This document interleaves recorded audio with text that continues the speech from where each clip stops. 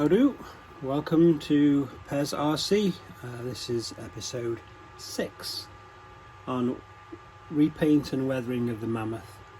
So I added a few stickers, just bang number 50 on. Also some WPL, these are WPL stickers. Some little sort of, danger machinery, blah blah blah.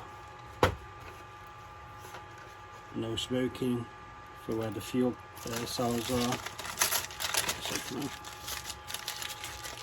Another thing that I did was to add some weathering to the red fuel tanks in a vain hope that they're going to look okay when they're in there. I think they might do once they're hit with some washes and things and toned down a little bit, and they're not as garish. They might look okay. We shall see. So this is where we are. If you haven't seen before, all these previous processes are in previous videos, obviously. So we're doing some pin washing now. I'm going to use probably a couple of different size brushes. Key thing is that they'll have points on. I don't generally look at the numbers on brushes, I just go for what they look like. Some wash that I've got a lot of Viejo model washes in the selection. I've chosen dark grey and oiled earth, to which I might add some actual paint, some black and some grey, some black grey, just to give it more pigment if I need it to be a bit stronger. But the theory behind it is really simple with pin washing. Whereas with a normal wash you might be using a bigger brush than this, even like a wash brush, to cover an entire area, and then the wash drips down and it pools into the recesses, and you get a sort of darker overall look to your paint with the recesses shaded. Because I don't want to do that on this, because you're going to darken the entire paint job, and that's what we're going to do with the filter. With this we're doing targeted pin washing. So you put wash, which like I said previously I'm going to add a bit more pigment to with the normal paint, and it's basically going to be like a really thin paint. I'm going to use a thin brush and then go around any hatches. What I'm going to do, if you'll see here, where we've got some good weathering, some worn effects here, but these parts of the latches aren't really standing out enough, the pin wash around there will make that pop. And like around here we've got some good contrast, but ultimately the line where the hatch is doesn't really look like it's 3D.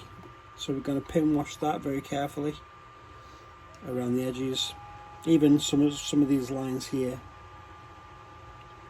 and around the hatches, like the hinges, like I say. And that's what you do. It's very time consuming, but it is the only way to do targeted washing, and it's called pin washing. It's a technique that's used by many people, and we're going to give it a go now. So first off, I know that I want a browny black wash, erring on the side of probably more black than brown, but we'll start off with a brown. I'll hit it with a bit of the dark grey. Now the thicker the brush that you use, the more paint or wash it's going to hold. So, bear that in mind. If there's areas where it's taking forever to go over them and over them and over them, just go up on your brush size. You still need a nice point, but you won't go up on the brush size. It'll hold more paint, and as it gets drawn out at the end with capillary action into the paint, obviously there's more to go in on a bigger brush. So that's the science of it. try and do it. I'm only going to do a little bit because it is difficult to do it while I'm trying to film it for you, and we don't want this video to go on for hours. Okay, so first of all I'm going to test it around this little inspection port here. Oops.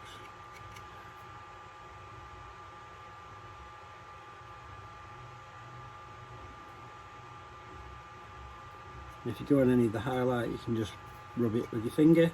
Don't be scared. If you are going to rub it in a downwards motion if you can, because like I say, any rain or street marks always go down because of gravity, and you're only going to add to the piece. Could be a happy little accident, as Bob Ross says.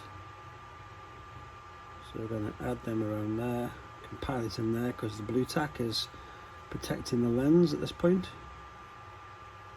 Pile it in, and if it comes out, give it a nudge down.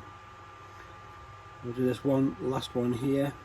Another thing I've got to do when I've done all this, well, I remember, is these areas here around the windows have got to be painted in black, the seals, and all the way around the windows. Fun.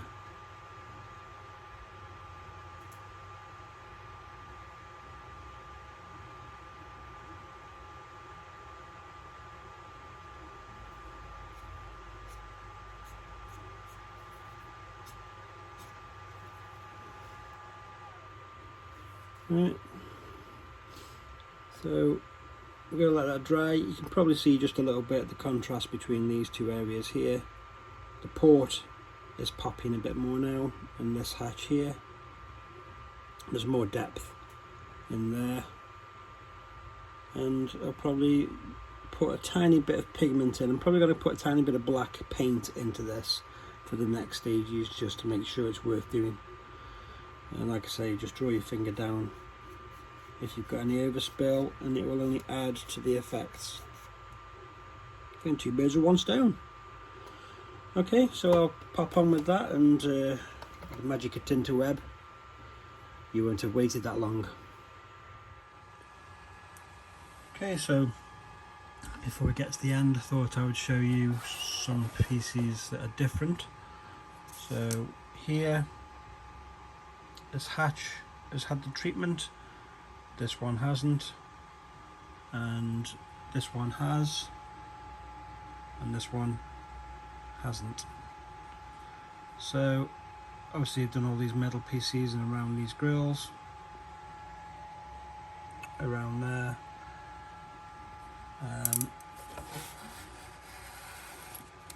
heavier down those gaps there, and we're just picking out detail. If you look at it from this distance now, you'll see what it's doing, because it's giving you a lot of detail separation and adding a lot of deep artificial shadow where normal light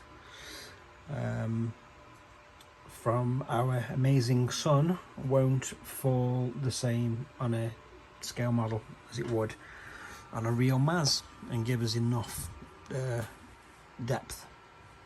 So that's what we're doing. I think we're almost there now. Obviously added a few decals and stuff, but I think I've mentioned that before. Getting senile now. There are areas like here where it might have bled over a little bit that I can just clean up with a bit of paint on a brush, go over it and make sure everything is where I want it, and then we'll look at a filter. Okay, I think it's probably been about 2.5 hours of going around every single panel line, but that's pin washing for you, and that's the result. So we've got a lot of good contrast, and so look at the front.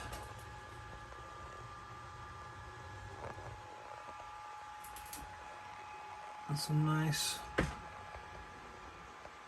subtle-ish weathering, so it should stand out at a distance there. Just still look good.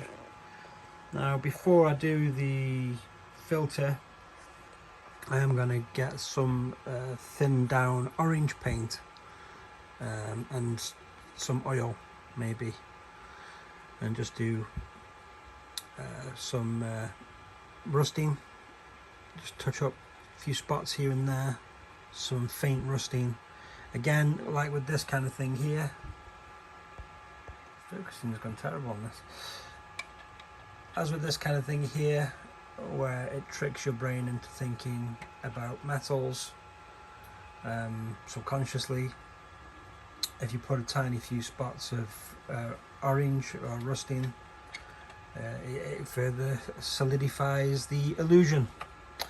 So yeah, let's do that and then we'll come back.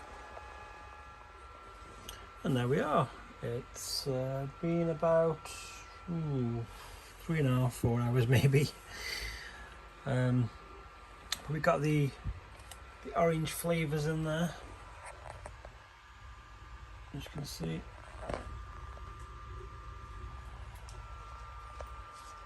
And the hatches. Some very faint stippling with some watered down orange. Don't forget, I've still got to add a filter. It won't be a dark filter, but it will take everything down just a notch and help to make sure everything's blended together. Oops. There you go. So that's it for this episode. Come back soon. Hopefully we'll be on the last legs. Thanks for watching.